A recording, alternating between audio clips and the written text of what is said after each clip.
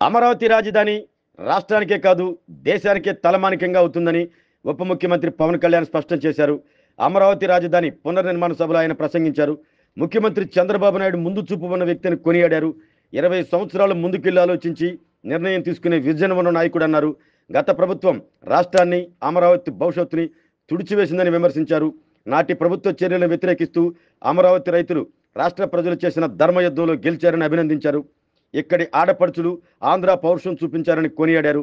దేశం మొత్తం యుద్ధం వైపు చూస్తున్న సమయంలో అమరావతి రైతుల త్యాగాన్ని మర్చిపోకూడదని ప్రధాని నరేంద్ర మోదీ ఇక్కడికి వచ్చారని తెలిపారు.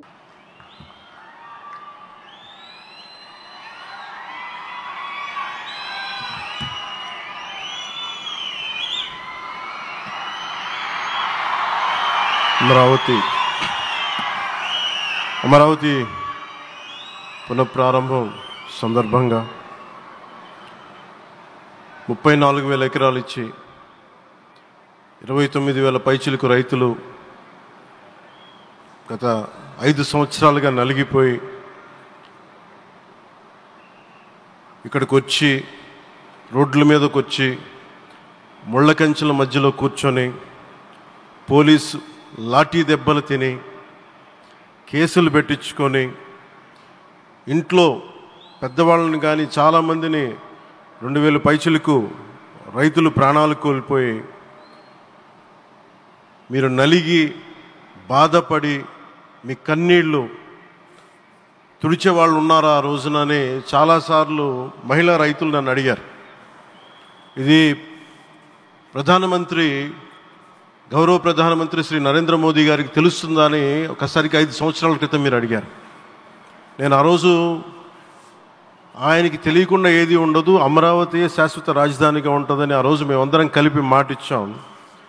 ఆ ఇచ్చిన మాట ప్రకారం ఈ రోజున గౌరవ ప్రధానమంత్రి గారి చేతుల మీదుగా మళ్ళీ ఇంకొకసారి పునఃప్రారంభం జరగబోతుంది. ఇది ఆది శంకరాచార్య 1237వ జయంతి సందర్భంగా తిరిగి అమరావతి పునఃప్రారంభం కావటం చాలా ఆనందాన్ని కలగజేస్తుంది. మనందరం 5 కోట్ల మంది ప్రజలకి సంబంధించి ఇది ఒక హబ్, ఇది సెంటర్, నర్వ్ సెంటర్. ఇది అంటే మనందరికీ సంబంధించిన ఇల్లు. ఇది మనందరం ఎవరిని అడుగుతున్నామంటే ఒక ప్రధానమంత్రి గారు పూర్వం సన్యాసాశ్రమంలో ఉన్నప్పుడు ఆయనకి అనికేత్ అనే పేరు పెట్టారు. అనికేత్ అంటే అర్థం పరమశివుడు, ఇల్లు లేనివాడని. అలాంటి ఇల్లు లేనివాడు, కుటుంబం లేనివాడు 5 కోట్ల మంది కుటుంబాలకు, 5 కోట్ల మంది ప్రజల కోసం, ఎన్ని కోట్ల కుటుంబాల కోసం మనందరికీ రాజధానిలో ఒక నగరం నిర్మించడానికి, ఇల్లు నిర్మించుకోవడానికి ఇల్లు లేకుండా 140 కోట్ల మంది ప్రజల బాధ్యత తీసుకొని కశ్మీర్ నుంచి కన్యాకుమారి వరకు, అక్కడ కామాఖ్య నుంచి ద్వారకా వరకు ప్రపంచమే, మన దేశమే తన కుటుంబంగా చేసుకుంటూ ఈ భారతదేశమే తన ఇల్లుగా చేసుకొని తిరిగి పునఃప్రారంభానికి విచ్చేసిన గౌరవ ప్రధానమంత్రి శ్రీ నరేంద్ర మోదీ గారికి మనస్ఫూర్తిగా మన అందరి తరపున, ఆంధ్రప్రదేశ్ ప్రజలందరి తరపున, అమరావతి రైతాంగం తరపున, ఆడపడుచుల తరపున వారికి చేతులెత్తి హృదయపూర్వక నమస్కారాలు తెలియజేస్తున్నాను. దివిసీమ తుఫాన్ వచ్చి అందరి ఆశలను తుడిచిపెట్టేసినట్టు గత ప్రభుత్వం రాష్ట్రం మరియు అమరావతి భవిష్యత్తుని తుడిచిపెట్టేసింది. అమరావతి అంటే పరదాలు, సెక్షన్ 30, సెక్షన్ 144 మాత్రమే గుర్తుకొచ్చేలా పనిచేశారు. నువ్వు ధర్మం కోసం నిలబడితే ధర్మం నువ్వు నిలబడేలా చేస్తుంది అనే విధంగా ఆ రోజున అమరావతి రైతులు, రాష్ట్ర ప్రజలు ఈ ధర్మ యుద్ధంలో విజయం సాధించారు. రైతులు ఇచ్చిన 11,000 ఎకరాల భూమిని త్యాగం చేసి వారి సంకల్పం, 33,000 ఎకరాల భూమిని త్యాగం చేసి వారి సంకల్పం ఫలితంగా ఈ రోజున ఆంధ్రప్రదేశ్ రాజధాని ఆవిర్భవించింది. అమరావతి రాజధాని పనులు పునఃప్రారంభమవుతున్న ఈ శుభ సందర్భంలో ముందుగా రాజధాని నిర్మాణం కోసం స్వచ్ఛందంగా ముందుకొచ్చి తమ భూముల్ని, పొలాల్ని ప్రభుత్వానికి ఇచ్చిన అమరావతి ప్రాంత రైతులకు, మీ త్యాగానికి గత 5 ఏళ్లుగా మీరు చేసిన పోరాటానికి శిరస్సు వంచి మీకు ధన్యవాదాలు తెలియజేస్తున్నాను. గత 5 ఏళ్లుగా రాజధాని నిర్మాణం నిలిచిపోయి రాజధాని తరలిపోతుందనే సమయంలో రోడ్ల మీదకు వచ్చి 5 కోట్ల ప్రజల తరపున రైతులు, మహిళలు, విద్యార్థులు చేసిన పోరాటం, మీరు పడిన అవమానాలు, మీపై పడిన గాయాలు ప్రతి ఒక్కటి మా మనసులో ఉంది. ఆ రోజున దివ్యాంగులు కూడా లాఠీ దెబ్బలు నా గుండెలు ఇంకా సజీవంగా ఉన్నాయి. ఆ బాధ మేము మర్చిపోలేదు, ఎవరిని మర్చిపోనివ్వలేదు. అందుకని దానికి సజీవ సాక్షి ఈ రోజున తిరిగి పునఃప్రారంభానికి గౌరవ ప్రధానమంత్రి గారు రాక. ఆ రోజున మహిళలు, విద్యార్థులు చేసిన పోరాటం, మీరు పడిన అవమానాలు, మీపై పడ్డ గాయాలు ప్రతి ఒక్కటి మనసులో ఉంది. మీ త్యాగాన్ని మేము మర్చిపోం. మీరు చేసిన త్యాగానికి జవాబుదారీగా ఉంటాం. బాధ్యతగా అమరావతి నిర్మాణం జరిగేలా సాయశక్తుల ఈ కూటమి ప్రభుత్వం కృషి చేస్తుంది. అమరావతి రైతుల త్యాగాలను హృదయపూర్వకంగా స్మరించుకుంటూ వారి ప్రతినిధులుగా ఇక్కడకు విచ్చేసిన రైతులకి నా ప్రత్యేక నమస్కారం. ఈ పోరాటంలో వారికి ప్రతినిధులుగా సన్మానం అందుకుంటున్న మహిళా రైతులు పాత్ర, ప్రత్యేకించి అమరావతి మహిళా రైతుల పాత్ర చాలా అభినందనీయం. మీరు ఎంత నలిగారు, మీరు ఎంత రోడ్ల మీదకి వచ్చారు. మగవాళ్ళు ఆపేస్తే ఆడపడుచులు బయటకు వచ్చి తిరిగి పౌరుషం చూపించారు, ఆంధ్ర పౌరుషాన్ని చూపించారు. మీరికి నా ప్రత్యేక అభినందన.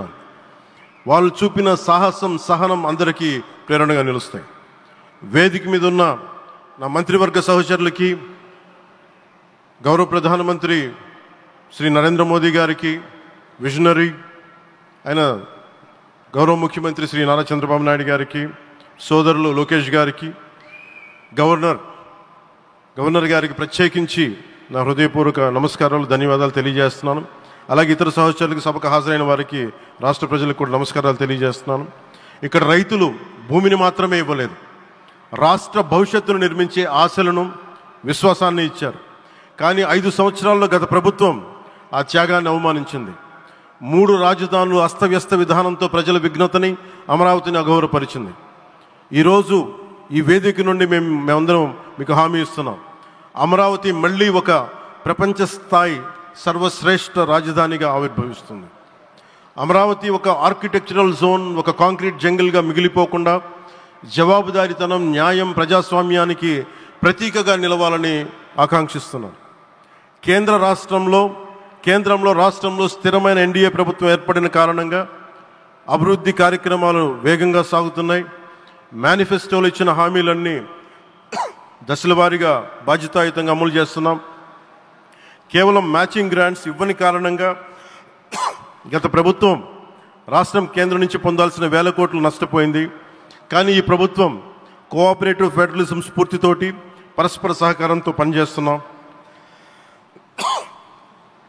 రాష్ట్రంలో రహదారులు, రైల్వే, పారిశ్రామిక రక్షణకు సంబంధించి ఈ రోజున మన అమరావతి కాకుండా రాష్ట్రంలో రహదారులు, రైల్వే, పారిశ్రామిక రక్షణకు సంబంధించి ఈ రోజున 1,07,00,000 కోట్ల విలువైన అభివృద్ధి పనులకి ప్రధాని గారు శంకుస్థాపనలు, ప్రారంభోత్సవాలు చేస్తున్నారు. రాయలసీమలో గుంతకల్ రైల్వే, గోరంట్ల హైవే లాంటి వివిధ కార్యక్రమాలకు, ఉత్తరాంధ్రలో పిఎం ఏక్తా మాల్ లాంటి వివిధ పనులకు ఈరోజు శంకుస్థాపన, ప్రారంభోత్సవం చేస్తున్న ప్రధానమంత్రి గారికి నా హృదయపూర్వక కృతజ్ఞతలు. నేను అవనిగడ్డ ఎన్నికల ప్రచారంలో హామీ ఇచ్చిన దానికి అనుగుణంగా మనందరి ఆశలు మనకి ఆశించిన విధంగా నాగాయలంకలో మిస్సైల్ టెస్ట్ రేంజ్కి ప్రధానమంత్రి గారు ఈ రోజున శంకుస్థాపన జరగడం నాకు చాలా సంతోషంగా ఉంది. Now with Honorable Prime Minister Sri Modi ji and Honorable CM Sri Chandrababu Naidu garu, and together again Amravati will surely become a world-class capital, a 360-degree growth engine for all of Andhra Pradesh. Our youth will no longer have to leave for Bangalore, Chennai or Hyderabad. Soon Andhra Pradesh will create jobs for our people and attract talent from across the nation and the world. దీనికి అమరావతికి ప్రత్యేకించి ఒక వ్యక్తిని మనం స్మరించుకోవాలి. రాళ్లల్లో, రప్పల్లో ఒక మహానగరాన్ని చూసిన వ్యక్తి, ఒక 20 సంవత్సరాలు ముందుకెళ్ళి చూసిన వ్యక్తి. అలాంటి నాయకులు మనందరం కోరుకున్నట్టుగా ఆయన వెనంటే ఆయన ఉండాలి, ముఖ్యమంత్రిగా ఉండాలి అని మేము ఆశించిన విధంగా ఆయన ముఖ్యమంత్రి అయ్యారు. ఆయన సైబరాబాద్ అనే సిటీని ఎలా నిర్మించారో, ఎంత అద్భుతంగా రూపకల్పన చేశారో, అమరావతి అనే ఈ క్యాపిటల్ని కూడా ఆయన అపారమైన అనుభవంతో, ఆయన దక్షతతోటి, ఆయన గవర్నెన్స్ కేపబిలిటీ తోటి, అడ్మినిస్ట్రేటివ్ కెపాసిటీ తోటి ఇది అద్భుతమైన మహానగరంగా తీర్చిదిద్దుతుంది. ఇది ఆంధ్రప్రదేశ్కే కాదు, భారతదేశానికి తలమానికంగా అవుతుందని మనస్ఫూర్తిగా నేను ఆశిస్తున్నాను. అలాగే ప్రత్యేకించి ఈ రోజున మనం ప్రధానమంత్రి గారిని చాలా లోతుగా మనం అర్థం చేసుకోవాలి. ఈ రోజున కశ్మీర్లో దాదాపు 28 మందిని చంపేశారు. అలాంటి క్లిష్ట సమయంలో, రాష్ట్రం దేశం మొత్తం యుద్ధం వైపు వెళ్తున్న సమయంలో, అలాంటి కీలక సమయంలో ప్రధానమంత్రి గారు ఇక్కడికి వచ్చి లోపలంతా బరువు, గుండెల్లో బరువు పెట్టుకొని వేదన ఉండి కూడా అమరావతి రైతులు చేసిన త్యాగాలను మర్చిపోకూడదని చెప్పి ఇంత ఇబ్బందుల్లో కూడా ఆయనకు వచ్చినందుకు మనస్ఫూర్తిగా ఒక్కసారి మనందరం ప్రధానమంత్రి గారికి గౌరవ సూచకంగా మనందరం కృతజ్ఞతలు తెలియజేయాలి. The Pahalgam terrorist attack has been one of the darkest days for the entire country. Even the blood was spilled in Kashmir. The blood spilled in Kashmir, it created tremors in the entire nation. And we had seen it personally, witnessed personally, the pain of the victims.